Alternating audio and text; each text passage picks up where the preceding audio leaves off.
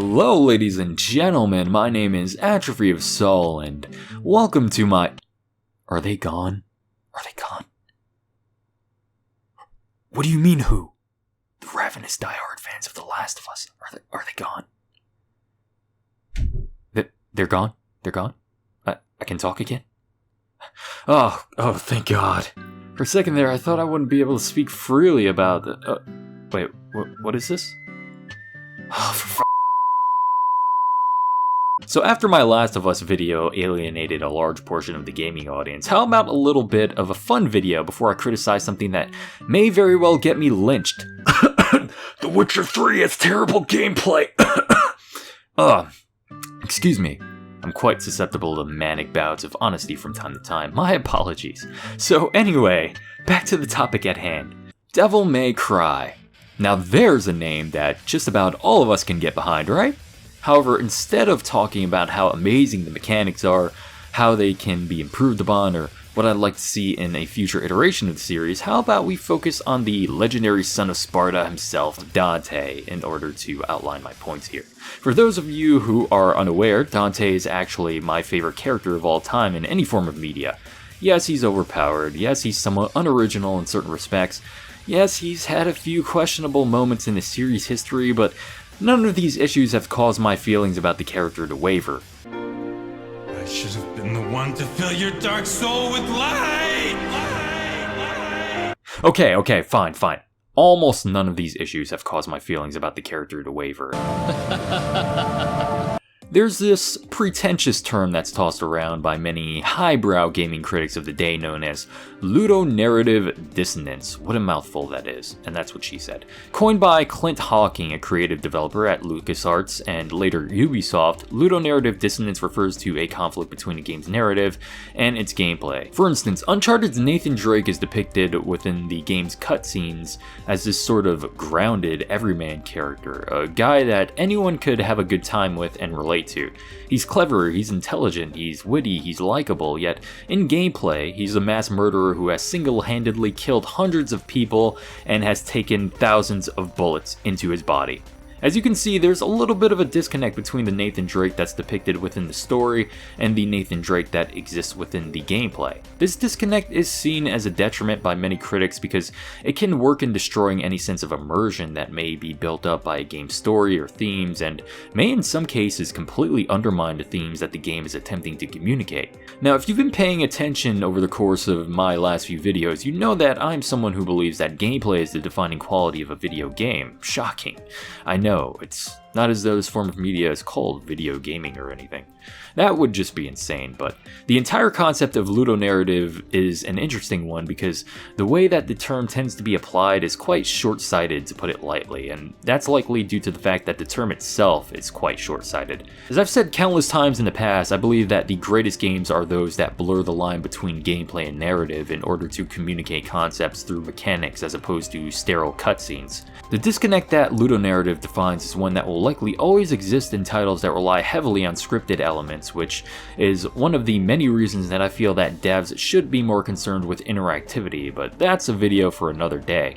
However, the reason that I believe that people are misapplying this term is because most critics seem to view this as some sort of flaw when it very well can be used to a title's benefit in order to strengthen the bond between the player and their on-screen avatar. As long as a player is given agency, ludonarrative will be a recurring facet of the gaming experience because player intent is unpredictable. But what if the developers were to use this axiom to their advantage by giving the player a standard to live up to as opposed to an identity to be constrained by? Developers who want to compose deep and intricate stories tend to view gameplay and player agency as something to be overcome, as opposed to something to be embraced, experimented with, and expanded upon. This is where Dante comes in. You see, I was going somewhere with this. Is Devil May Cry literary excellence? Of course not. Is Devil May Cry thematically nuanced? I suppose you can make arguments for that case, but I wouldn't necessarily say that it is too much. Does Devil May Cry suffer from ludonarrative dissonance? Definitely, but I wouldn't say that it suffers from it. I'd say that it benefits from it greatly, and I'd even argue that this was by design. How exactly does Devil May Cry suffer from ludonarrative? Well, for one, as far as we can tell, Dante is effectively invulnerable. He can't be killed. In gameplay, the player will learn that they can very well be killed quite easily, yet the Dante that's presented in the cutscenes is this godlike entity that seems completely unfazed by just about anything that comes his way. The character that the developers depict within the cutscene stands in stark contrast to the character that is placed into your hands, at least initially. When first placed into your control, you may wonder, why isn't Dante as amazing in gameplay as he is in cutscenes? Well, the answer is pretty simple. It's because you aren't skilled enough to make him as amazing as he is in the cutscenes. The Dante that's presented within the cutscenes isn't separate from the one that you control. He's the exact same character, and once he's placed into your hands, it's up to you to live up to his example and unlock both his and your own inner potential. The DMC games give you subtle and not so subtle incentives on how to be more like Dante through the gameplay system itself. What's that? A style meter which only increases in ranking when I vary my attacks? Wait a second, I'm penalized for taking damage? I can't get a high ranking if I use health items? Wow, my devil trigger meter increases when I taunt.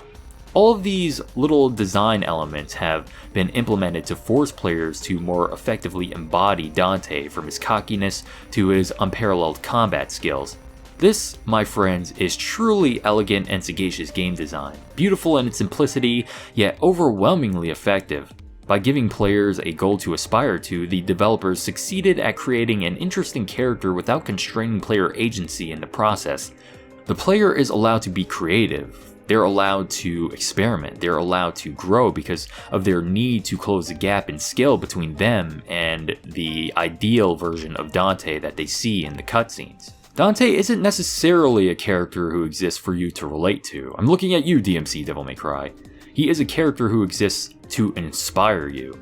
He isn't who you are, he is who you could be if you put your mind to it, and honestly, that's all that he needs to be.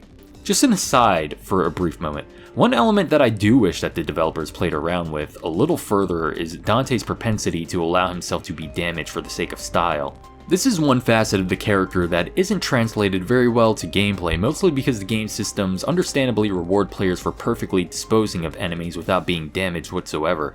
It would be interesting to give players access to an ability which allows Dante to be damaged for the sake of increasing the style meter itself, or perhaps if enemies were given specific attacks which Dante would benefit from being damaged by. There's plenty of interesting things that could be done here, including giving Dante brand new attacks if he's damaged by certain attacks, sort of similar to the beginning of DMC3 where he allows himself to be stabbed by scythes in order to use the scythes against the enemies that stabbed him. There are various possibilities, and how this would affect the ranking system is anyone's guess, but I digress.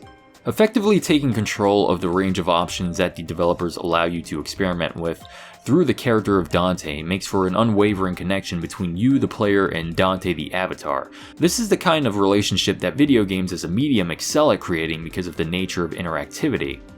By adding layers to the systems that players are allowed to interact with, players are able to implicitly understand the nature of a character far more thoroughly than a cutscene or a text box could ever communicate, because on some level, players are actually able to break from their own shell and become the avatar on screen entirely. This is the reason that I do not necessarily see ludonarrative as a detriment to a title's overall quality, because while it may effectively create a disconnect within the experience, this disconnect already exists on one level or another due to the sheer fact that gameplay and story sequences are distinct from one another. Is it really such a detriment when the gameplay and the story do not match up one-to-one? If so, then why aren't we complaining about the fact that cutscenes exist at all? Why aren't we complaining about the very idea of checkpoints, or about saving our game, or health bars? Ludonarrative is an interesting notion, but it's a fairly elementary idea when put into practice for serious critique.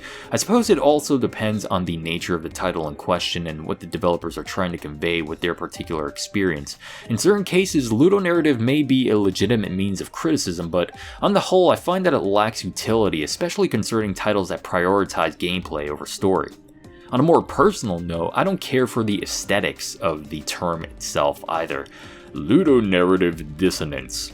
It sounds like a word used by people who want their ideas to seem far more intricate and layered than they actually are in reality. The word disconnect or discrepancy would have worked equally as well, if not better, because it gets to the heart of the idea without being overtly verbose for the sake of being verbose.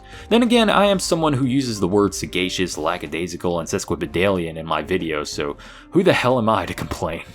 In any case, what are your thoughts on the idea of ludonarrative dissonance? Do you think that it's a legitimate method of critiquing a title's overall quality? Do you feel that it's an inconsequential idea not worth talking about? Or do you fall somewhere in between? Whatever your thoughts are, be sure to comment below and let me know what you think.